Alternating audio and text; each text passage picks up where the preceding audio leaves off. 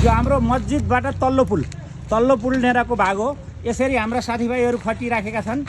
हाम्रो नारा के रह्यो भनेपछि हरियो होस्, साग लगाउनुहोस्, धनियाँ लगाउनुहोस् या घिरौँला लगाउनुहोस्, जे लगाउनुहोस्, विशुद्ध होस् ऊ होस्। के छ सर ल भन्नुहोस् त, दुईवटा कुरा जस्तो के छ? हरियो बनाऊ होइन, राम्रो फुलहरू लगाऊ, यो टोलै चाहिँ एकदम राम्रो बनाऊ होइन। सबै मिलेर एकजनाले गरेर हुँदैन, सबैजना आउनुपर्छ टोलवासीहरू। टोललाई राम्रो बनायो भने त सबैजनालाई राम्रो हुन्छ त। त्यही भन्दै हाम्रो नारा के छ भन्दाखेरि यो रोप्ने ऊ रोप्ने भन्ने रहेन। केही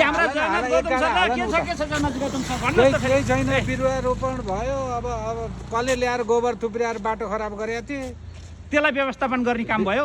जस हाम्रो त्यो 50 लाखको बजेटको पिस भत्किन लायो भनेर गुनासो आएको थियो, त्यसलाई व्यवस्थापन गर्ने त्यो राज्यको 50 लाख पनि बचाउन सफल भयो स्थानीयवासीहरू।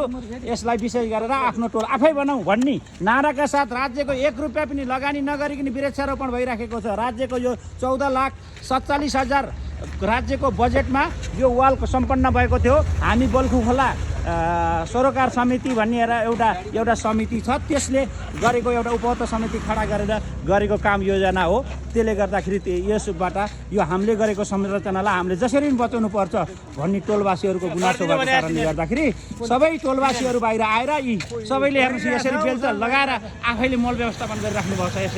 यस्तो छ यस विशेष गरेर। ल धन्यवाद। के छ म्याडम ल भन्नुहोस् त दुईवटा शब्द। घरको अगाडि यसरी सुविधा आउँदा हामी धेरै खुसी छौँ। हामीले मेहनत गर्छौँ, राम्रो गराउँछौँ। यहाँ अझै बिरुवा कोही लायो भने हामीले धेरै बिरुवा लाएर धेरै राम्रो गराउँछौँ। ल धन्यवाद। यी सुरक्षा निकायबाट पनि सर आउनुभएको छ। ल सर के छ भन्नुहोस् त। ठिक छ हजुर, अब विषयमा भइरहेछ। ठिक छ यसमा।